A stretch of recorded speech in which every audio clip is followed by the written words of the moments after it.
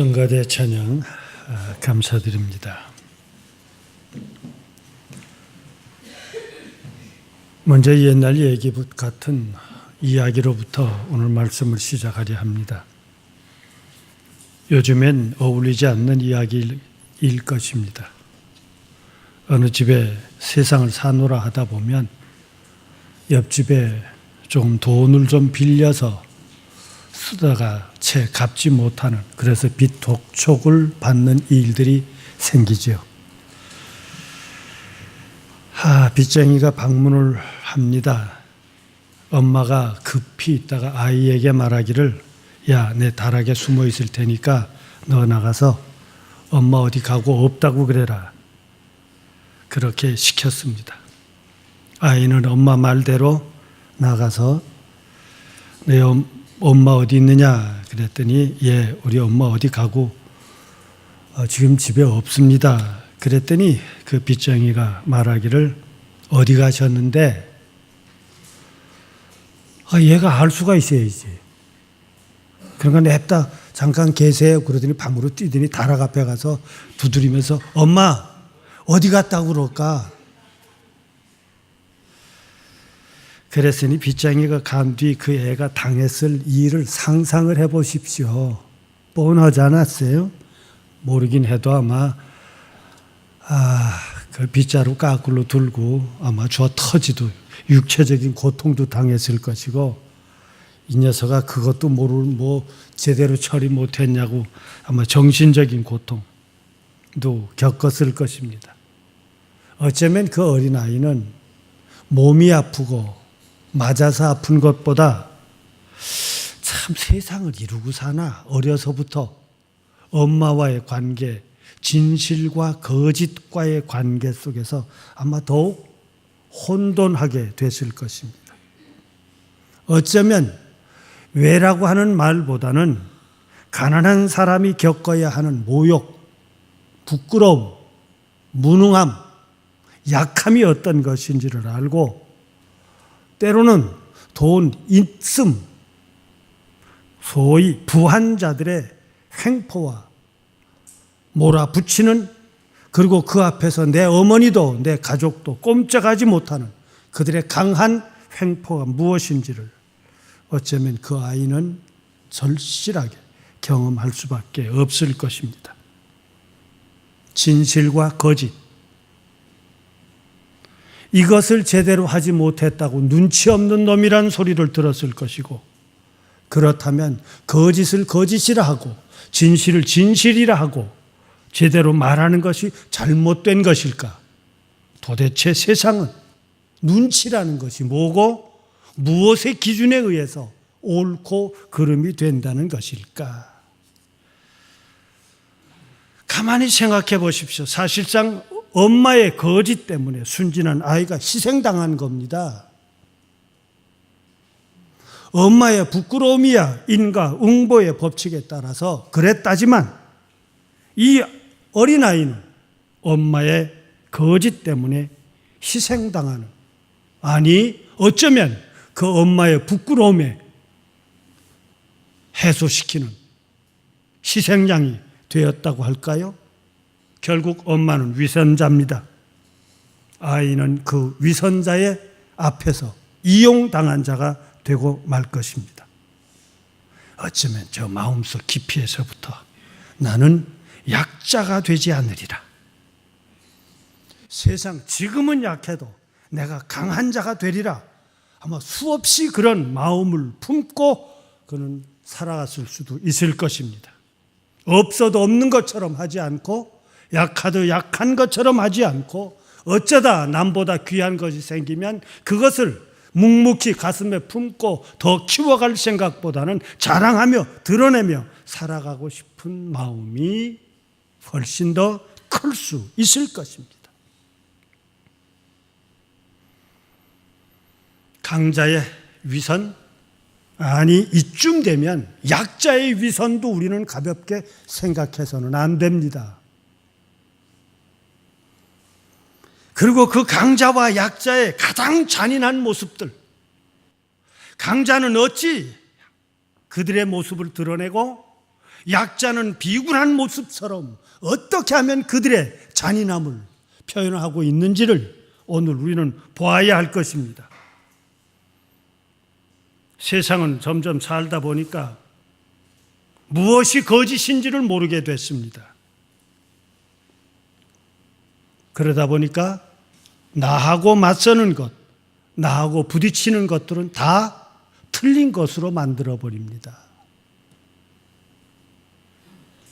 동시에 나와 같이 같은 말을 하고 같은 표현을 쓰고 같이 행동하지 않으면 강자는 여지없이 벌을 합니다. 아니 약자들은 그것을 비난의 방법으로 드러내곤 합니다.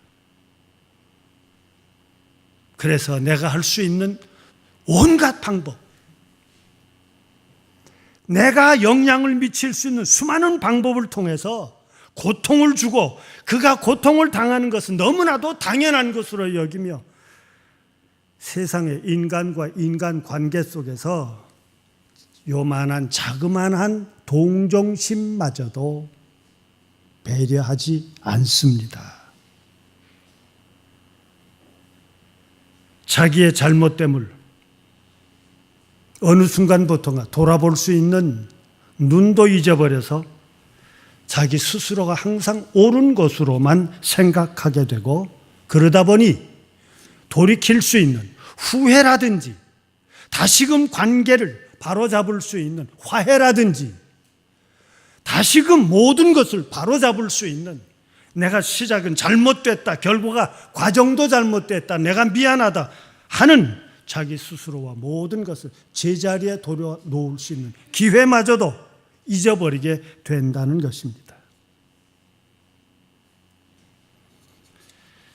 결국 세상은 사느냐 죽느냐라고 하는 작품 속에 나오는 이야기만이 아니라 우리의 삶이 순간순간이 그 자리에 설 수밖에 없습니다. 남이 세우는 것이 아니에요.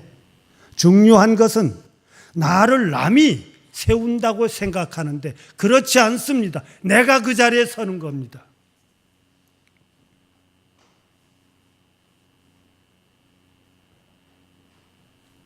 하나 이야기를 혹시 도움이 될까 하고 전해드리려 합니다. 우리가 미국 하면 미국의 흔히 신앙의 대통령으로 잘 알려져 있는 16대 링컨의 얘기죠. 남북 전쟁 때 있었던 얘기를 합니다. 남북 전쟁을 하는데 링컨이 북군의 지도자로서 참모들과 함께 작전을 세우는데 링컨이 고집을 좀 부려가지고 작전을 밀어붙였어요. 나가서 실패를 했습니다. 그러고는 참모들이 실패한 진 부분적인 전쟁에 다시금 모였을 때 링컨이 말을 하기를 I'm sorry, 미안하다. 그리고 회의를 마쳤더니 참모장이 참지 못하고 돌아서며 멍청한 녀석, 그리고 욕을 했어요. 링컨의 비서가 깜짝 놀랐습니다. 그래서 링컨한테 얘기를 했어요. 저 참모총장이 조금 전에 당신을 보고 멍청한 녀석이라고 그랬습니다. 그러니까 그냥 모든 그 자리에 있던 사람들이 다 한순간에 숨을 죽이고 이 상황을 어떻게 처리할 수가 있을까 모두가 다 긴장하고 있었어요. 근데 링컨이 그때 허허허대고 웃으며 하는 말이, 그 사람 하나는 바로 보내.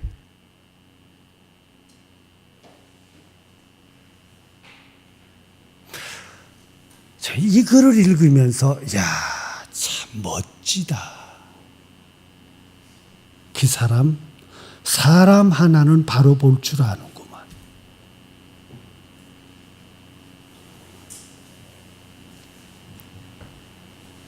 오늘 이 시간 우리 예배 참석한 교우 여러분, 남을 바로 보지 마시고요, 자기를 바로 보자고요. 그 사람, 자기 하나는 바로 볼 줄 아는 사람이구나. 그래서 링컨은 그 회의의 분위기를 도리어 되바꿔서 다음 작전에는 승리를 할 수 있도록 역전했다지 않습니까? 그런데 오늘 본문 속에서 보면 이것 바로 무엇을, 사람을 어찌 보느냐가 중요합니다. 예수님께서 빌라도 앞에 섰는데 빌라도의 질문 앞에 예수님은 한마디도 안 하세요.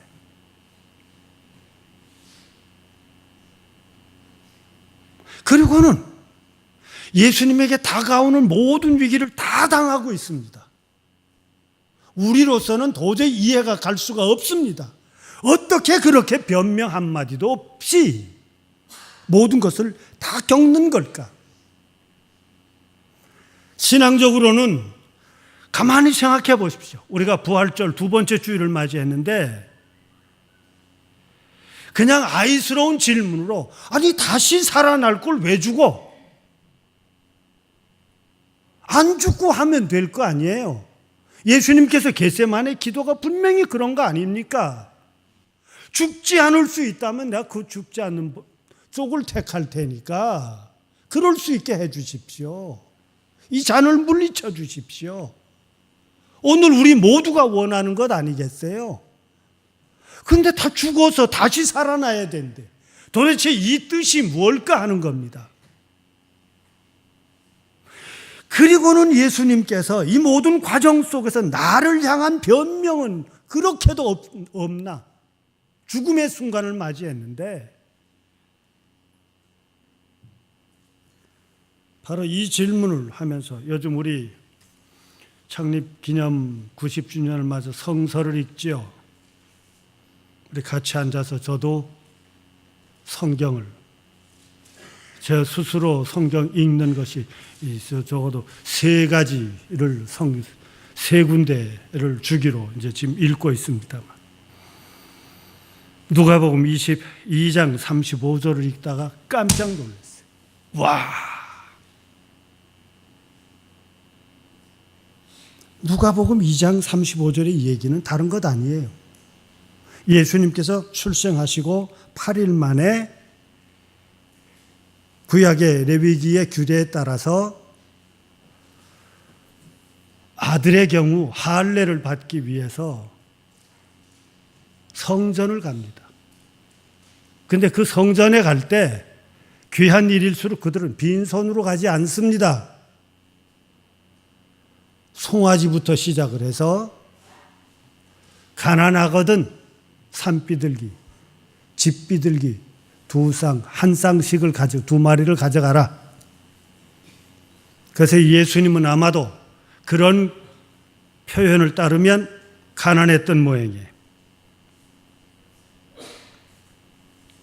산비둘기 한 쌍과 집비둘기 두 마리를 가지고 제사장에게 갔습니다. 근데 그때 그 시므온이라고 하는 나이 많은 남자 어른이 있었는데 그 시므온이라는 사람에 대해서 소개하기를 의롭고 경건하며 이스라엘의 위로를 기다리는 자들아. 연세가 들었어도 그의 마음 가운데 하늘을 섬기고 이 땅이 바로 된 나라, 이 땅이 누구의 집에 의해서 빼앗기고 짓눌리고 이용당하고 버림당하고 내 목숨을 지키지 못하는 어려움이 아니라 이 나라가 하나님의 약속하신 그 축복의 나라가 되기를 기다리는 사람이었어요. 근데 누가복음의 늘 특징에 의한 것은 성령의 역사를 강조하고 있는데 성령께서 시므온 위에 함께 계시니 성전에 들어가라 하는 말을 듣고 들어갔더니 마침 예수님께서 제사장에 의해서 지금 받아지고 드려지는 귀한 절차를 밟는 것을 보았어요. 이 대목까지는 아무것도 이상할 리 없습니다. 그런데 이 시므온이 예수님의 어머니 마리아를 보고 하는 이야기가 이게 문제입니다. 이렇게 말합니다. 이스라엘 중 많은 사람을 패하거나 흥하게 하며 비방받는 표적이 됩니다. 칼이 내 마음을 찌르듯 하리니 사람의 마음의 생각을 드러내려 합니다. 이쯤 되면 세상에 아들 낳았다고 그 아들을 성전에 인정받고 하나님 앞에 예배 드리기 위해서 온 귀한 그 어머니의 가슴에다 대고 앞으로 이 아들이 내 가슴에 칼이 될 것이다. 이거 악담 저주 아니에요?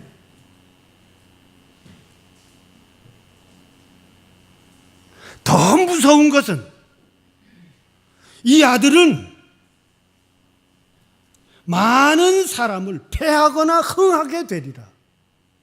이 아들로 인해서 패한 자도 되고 흥한 자도 될 것이다.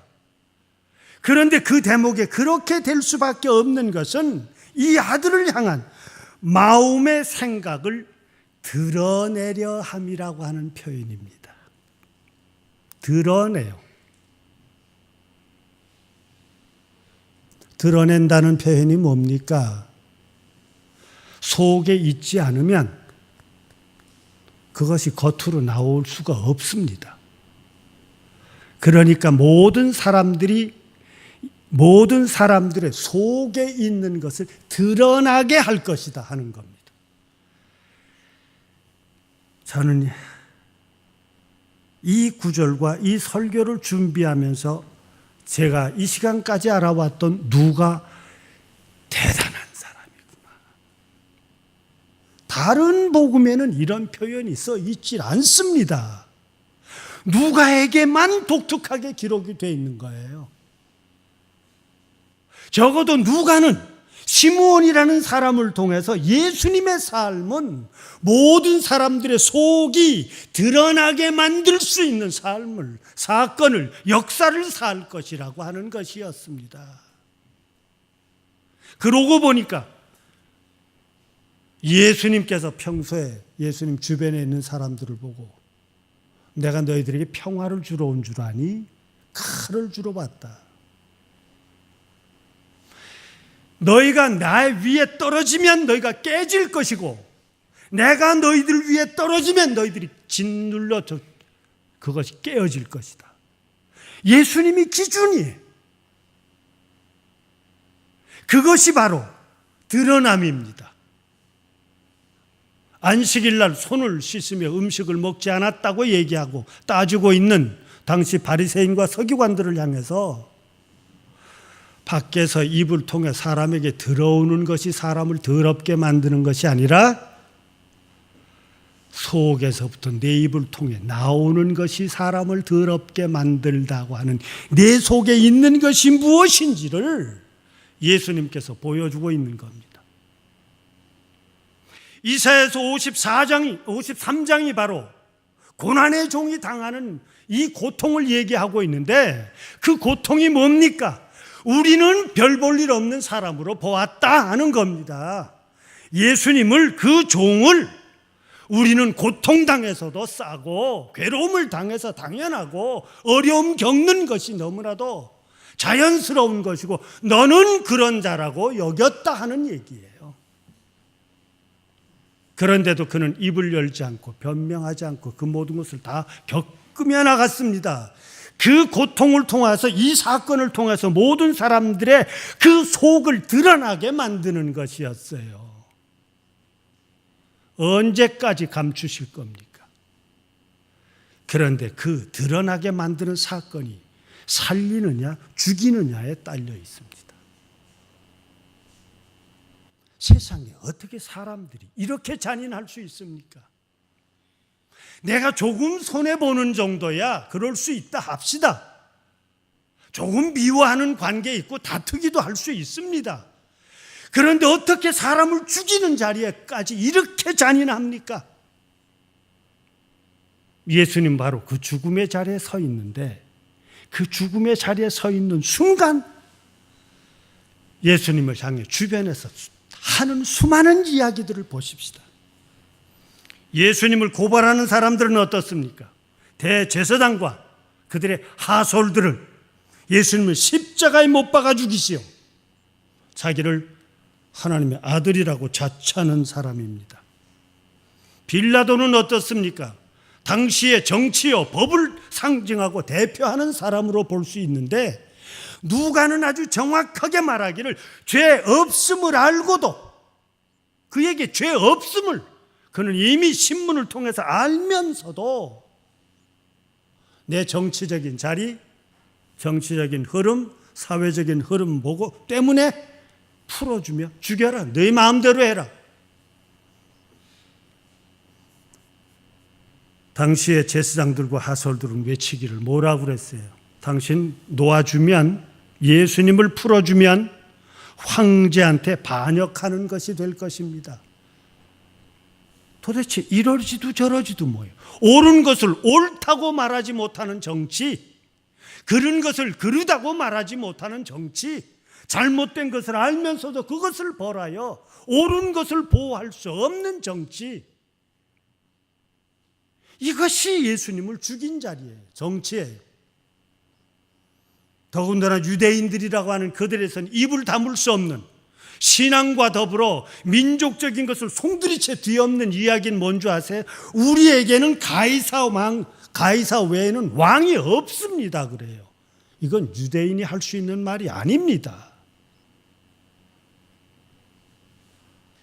여호와를 섬기며 우리가 종살이를 하던 그 애굽으로부터 우리 조상들이 그렇게 지켜왔던 것은 하나님 외에 다른 그 어떤 것도 제1의 자리에 둘 수 없다는 것이 이스라엘의 민족이었어요. 아무리 그 시대에 훌륭한 사람일지라도 결코 신의 경지에 경배 대상으로 삼지 않았던 것이 유대인임에도 불구하고 예수님을 죽이는 자리에서는 세상에 로마의 가이사가 우리 왕이지 그 어떤 것도 왕이 있을 수 없다고, 결국은 왕을 자처하는 예수로 몰아붙여 그를 죽임의 자리에 넘기고 만 것입니다. 예수님은 죽었어요.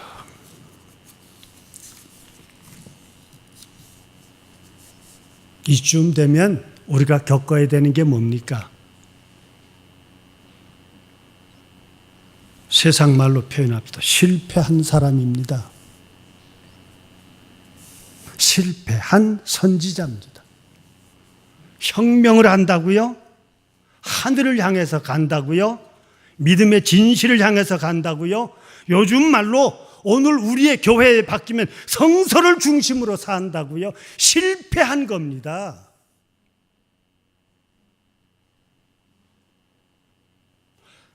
이것은 오늘 우리의 신앙을 보십시오. 그가 신앙이 있다고 말한 만큼 그만큼 그는 위선자요. 더 강한 만큼 그에겐 열심히 있는 것만큼 어쩌면 진실을 뒤엎어 죽이고 마는 세력은 되고 있지 않느냐 하는 겁니다.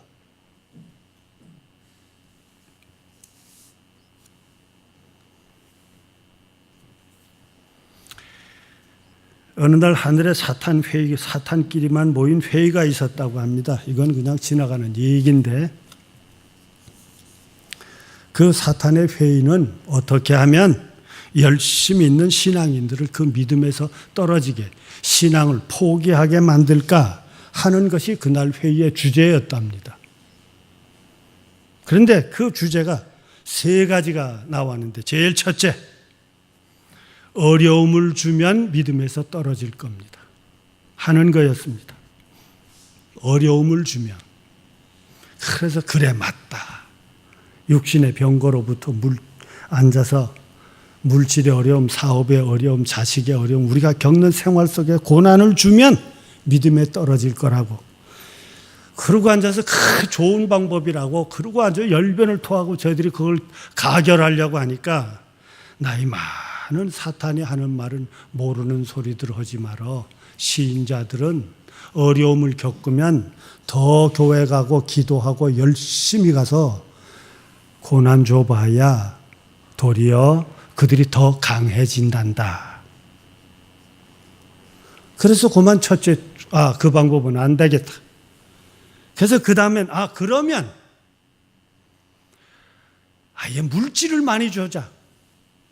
그래서 그냥 물질을 많이 줘가지고 풍요롭게 만들어가지고 놀러 다니게 만들면 좋지 않겠나. 차도 새로 뽑고 집도 새로 얻고 좀 밖에 좀 먼 데다가 좀 앉아.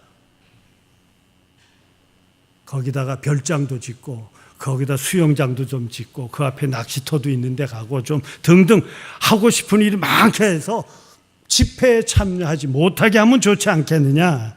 그랬더니 또 이 나이 많은 사탄이 참 너희들 뭘 하나는 알아도 둘을 모르. 어차피 갈 놈들은 가짜였고 진실한 놈은 더 줘봐라.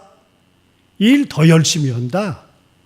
더 봉사하고 그 돈 가지고 더하니 그것도 어렵다. 그래서 사탄들이 다 그 나이 많은 사탄을, 어른 사탄의 눈치를 보며 그것도 안 되겠구나. 그래서 전부 의견을 안 내고 가만히 입 다물고 있었대. 그랬더니 그 중에 한 젊은 사탄이 나이 많은 사탄한테 얘기하기를 어른이 좀 의견 하나 내주시죠. 저희들은 무조건 따르겠습니다. 그러니까 그래. 그러면 내 의견을 따라주겠니? 예. 다 의견을 모으고 하는 말이 더 잘 믿게 해줘라 그랬어요. 아니 그게 사탄들이 깜짝 놀랐어요. 더 잘 믿게 해주라니요. 지금 우리 회의 주제가 뭡니까? 이거하고 반대되는 거 아닙니까? 그랬더니 이 나이 많은 사탄이 빙긋이 웃으면서 하는 말이 더 잘 믿게 해주는 데는 조건이 있다. 그 마음속에다가 이번 안 해도 되지. 다음에 하면 될걸. 나중에 하지. 다음에 하지. 그 생각만 집어넣어줘라. 그러면 더 열심히 믿는다는 것이 어느 순간인가 자기가 다음 하다 보면 해야 할 일을 안 하고 하는 것이 익숙하다 보면 시간이 좀 걸려서 그렇지 완벽하게 믿음에서 떨어지는 방법이다. 그 설명을 듣고야 사탄들이 너무 좋아했대잖아요. 이런 사탄의 역사에 걸리지 않기를 바랍니다.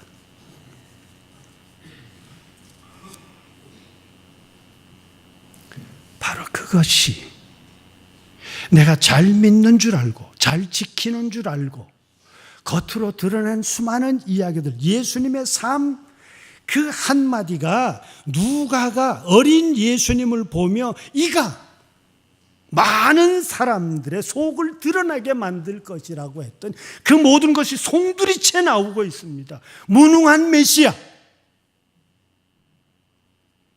강한 거짓이 이겼어요. 조작된 것이 이겼습니다. 꾸며진 것이 이겼습니다. 사람을 죽이는 자리에까지 그 현장에서도 그들은 몰아붙였습니다. 하늘의 복음이 막힌 것입니다. 하나님의 역사가 잘려나간 겁니다. 지금 그 자리에 서 계신 것이 예수님이에요. 예수님은 바로 그 자리에서 침묵을 지키고 변명하지 않습니다. 오늘 이 대목을 가볍게 생각하지 마십시오. 저는 그래서 제 성경책에다가 예수님의 저항이라고 적어놓았어요. 거짓이 강하게 밀려올 때, 그 진실의 말을 아무리 해도 받아지지 않을 때 내가 할 수 있는 유일한 것이 있다면 그것은 침묵을 지키며 굴복하지 않음이, 이게 저항입니다. 그것은 죽음이 아니에요. 몰림이 아닙니다. 이 진실 앞에 네가 어떻게 하느냐가 너의 속을 드러내는 것뿐이에요. 문제가 없음이 아닙니다. 모자람이 없음이 아닙니다. 우리의 삶 속에는 수많은 이유들을 오늘 우리들로 하여금 속 썩고 근심하고 불안하게 만드는 일들이 많습니다. 그것을 가진 내가 어떻게 하늘 앞에서 사는가, 이것이 바로 내 스스로가 나를 드러내는 것입니다. 그런데 그때 너와 내가 다름을 구별해내는 거예요. 나는 너하고 같지 않다는 거예요. 그리고 나는 너를 버릴 수 있는 자격, 위치에 있다는 것입니다. 너는 고난을 당하라, 너는 수치를 당하라, 너는 벌을 받아라, 너는 죽어라. 이것이 그 당시에 예수님의 주변에 있던 수많은 사람들이 드러낸 모습이었어요. 제자들도 그랬습니다. 그러나 그 죽음의 현장 속에서 극히 약한 모습의 여인들은 예수님을 저 갈릴리로부터 따라오면서도 알면서도 그들은 나서서 그 어떻게 돌볼 수 없었기에 가슴앓이 하며 눈물 흘리며 한숨 지으며 보기만 하더라. 볼 수밖에 없었어요. 예수님의 재판을 보았고 조롱함을 보았고 십자가의 달림을 보았고 죽어감을 보았고 무덤에 묻히는 것을 보았고, 그러나 그들에게는 놀라운 것은요, 예수님의 부활의 사실을 제일 처음 보며 그 사실을 전할 수 있는 기독교의 역사 속에 그 누구도 하지 못한 남자들의 문화 속에서, 강자들의 문화 속에서 실패하고만 거짓이 드러난 죽음의 현장 속에서 가장 약하기 이를 데 없었던, 무능하기 이를 새 없던 여인들의 그 따뜻한 가슴은 예수님 부활을 제일 먼저 영접할 수 있었습니다. 한 사람의 인생의 길이, 너와 내가 이 시간까지 살아왔던 인생살이 속에서 얼마나 거짓으로 꾸미고 얼마나 거짓과 함께 내가 당당한 모습으로 만들며 꾸며지며 살아왔을까? 지금도 예수님은 우리의 거짓 앞에 희생당하고 있는 것은 아닐까 하는 것입니다. 언제까지 거짓과 더불어 타협하며, 언제까지 진리를 멀리하며, 아니 내가 잘못되어 있다고 하는 것 마저도 모르며 살 수 있을까? 도전합시다. 그래서 언젠가도 말씀을 드렸듯이 지금은 이젠 뭐 나이가 들었다고 이제 대학원에 가서 강의를 안 합니다만, 그때는 제가 후배들에게 늘 강조하는 말이 있었어요. 대학생 때 대학원, 학생 때는 나가서 역사를 향해 데모를 하더니 목사가 된 뒤에는 왜 데모 안 하나? 길거리에 나가서 손을 후들고 그러고 외치라는 것이 데모가 아니다. 목사의 데모는 성서를 보며 정말 이 성서를 내가 바로 보고 있는 건가? 설교를 준비하며 이 설교를 과연 그 뜻을 바로 전하고 있는 건가? 오늘 목회를 하며 한 심령을 향해서 어떻게 하는 것이 바로 하는 건가? 내가 지금 잘못하고 있는 것은 혹시 아닐까? 이 교회가 교회로서의 모습을 오늘 혹시라도 내가 잘못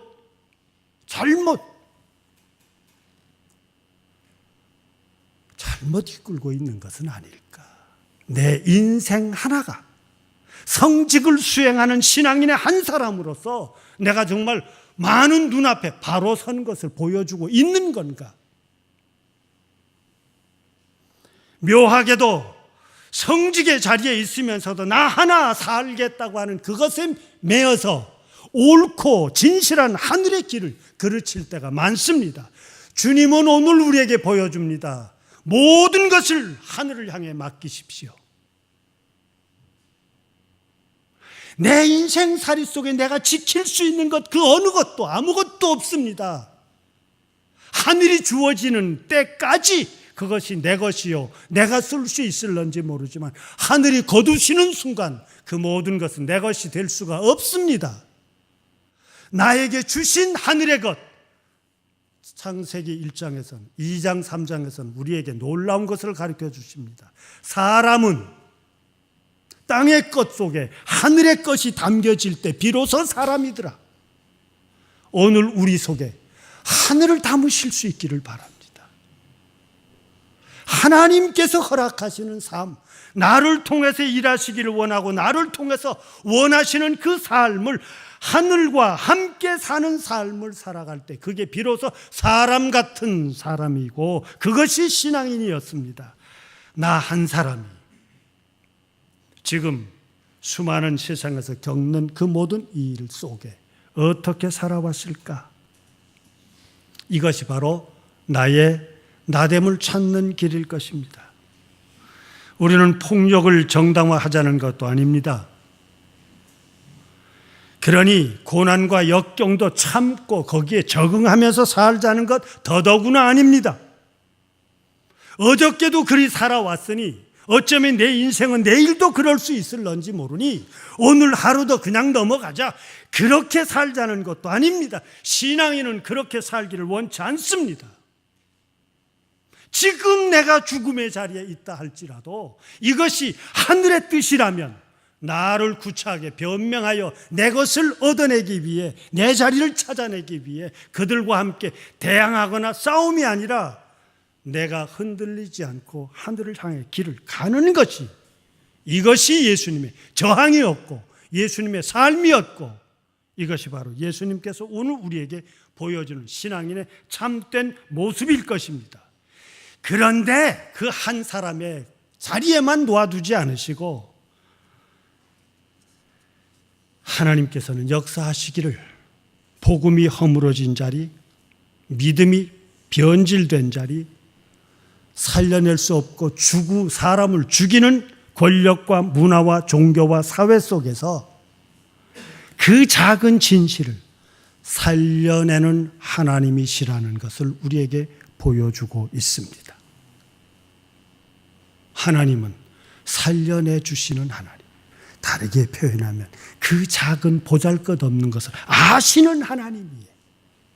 이것 하나에 대한 확신이 없다면 우리의 신앙은 즐거울 수가 없고 우리의 신앙은 다시 한번 우리 스스로가 주저할 수밖에 없습니다.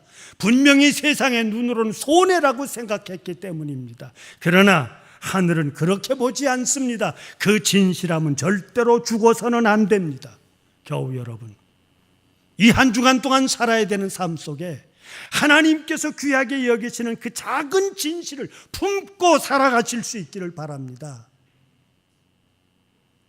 나를 향한 하늘의 귀한 역사를 기억한다면 그들과 더불어 맞서거나 그들을 피하거나 그들과 적응하는 것이 아니라 오늘 우리는 내의 길을 묵묵하게 가는 것입니다. 이자만이 진정한 강한 그 하늘의 사람일 것입니다. 창인의 식구들, 한 주간의 삶을 나는 하나님의 사람이다. 하나님의 역사 속에 산다. 오늘 내가 나를 향하여 저항하고 수많은 죽음의 세력에 저항하며 주님께서 우리에게 주셨던 그 저항의 근본이 어딘 줄 아세요? 바로 이 대목을 우리가 늘 혼돈합니다.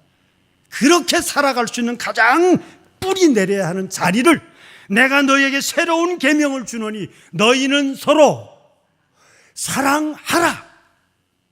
하늘을 사랑하며 내 삶의 자리를 사랑하고 나와 더불어 만나는 사람들의 그 심령을 사랑하고 이 사랑의 자리로부터 우리는 하늘의 길을 가는 사랑을 품은 저항하는 자로서 또 한 주간을 사실 수 있기를, 승리하실 수 있기를 기원합니다. 사랑의 하나님, 표대를 향해서 가기를 원합니다. 방향을 잃지를 원치 않습니다. 주저하기도 원치 않습니다. 오늘 우리에게 주어져 있던 그 자리마다 사탄의 유혹 속에 헤매기를 원치 않습니다. 서로 사랑하라. 하늘을 사랑하고 내 이웃을 내 자신과 같이 사랑하라고 했던 주님의 가르치심, 오늘 우리의 삶의 자리에 뿌리로 생각하고 한 주간을 살아가는 저희들 되게 하여 주옵소서. 성령이여, 하늘과 세상 땅과 새로운 삶의 부활이 있음을 기억하며 살아가는 저희들 되게 하여 주옵소서. 그리스도이신 예수님의 이름으로 기도드리옵나이다. 아멘.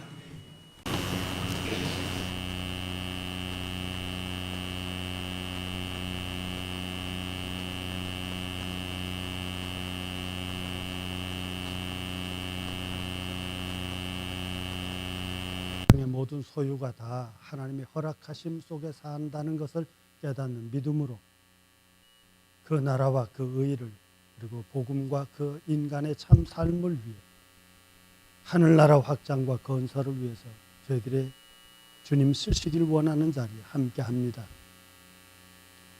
적은 것일지라도 우리에게 너무나도 필요한 세상의 물질 가운데 우리의 신앙과 우리의 생명을 상징하며 이 시간 온전한 11조를 드리고 감사의 예물을 드리며 주일 헌금을 드렸습니다.